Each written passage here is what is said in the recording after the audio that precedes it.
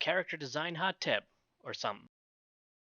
So, when it comes to character design and creature design as well, I think a lot of designers like myself tend to always go back to the very important foundational concepts, such as you want to have a strong silhouette, or you want to have strong shape language, and if you want to draw a heroic character, then well, that's a big brush.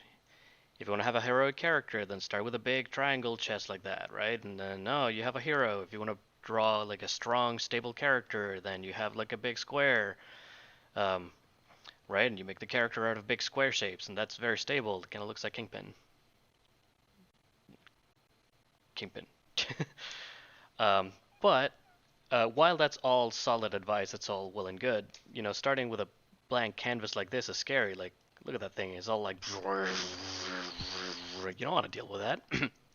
So, um, this little quick tip will hopefully give you a springboard to get started on things a little bit easier, because there's only so much you can do with like, oh, I have square, triangle, triangle, square.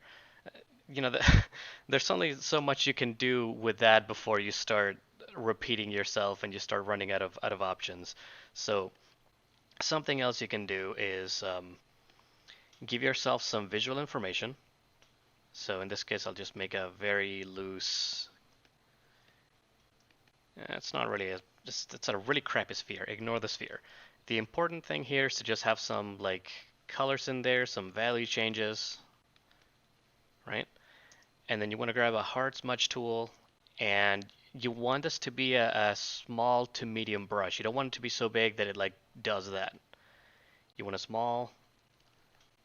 a um, small to medium brush where you start, smudging that and just grabbing information and throwing it all over the place. And sometimes you'll want to go back to your brush again and throw in some more stuff in there. And make sure you have a lot of different values. That's important. The premise here is that once you have a sufficiently chaotic cluster of information, what you do is, let's lower the opacity on that, make a new layer, and let's grab a black, is you look at this thing and you go, oh, well, here's an interesting, right? Like a robot character maybe, right? Right, so that's not something I would have thought of just on my own. Well, maybe.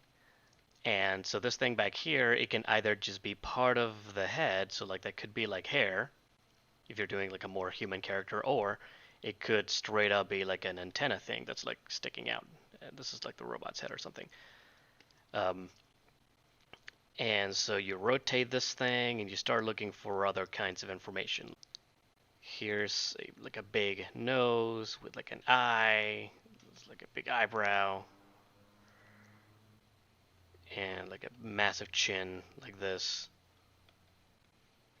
And, well, the head's up for interpretation there. But there's another one. Just grab that, put it up to the side. And so once you have something like that, you can clean it up. You can flip this thing over and look up some other patterns. So for instance,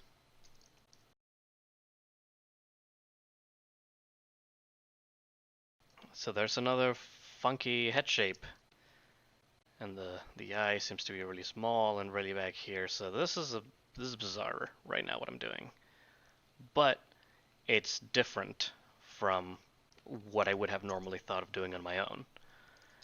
So this is just a quick way to get you to discover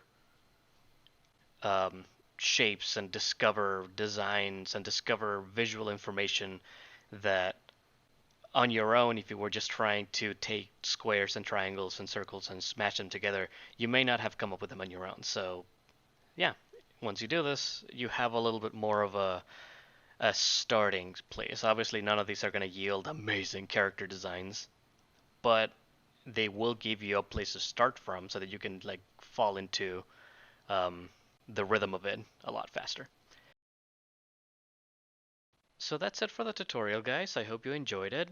This part is just a recording of a stream I did a couple of days ago where I thought I could just record the tutorial live, but it turned out not to be a great idea. It turns out that trying to think about my process while also trying to execute it, while also trying to entertain an audience, is a lot more difficult to do than I thought it was going to be. So here's the footage from that. It's all the same basic concept.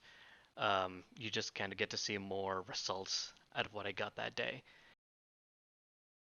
So now comes the part where I tell you that if you like this, you can support me maybe?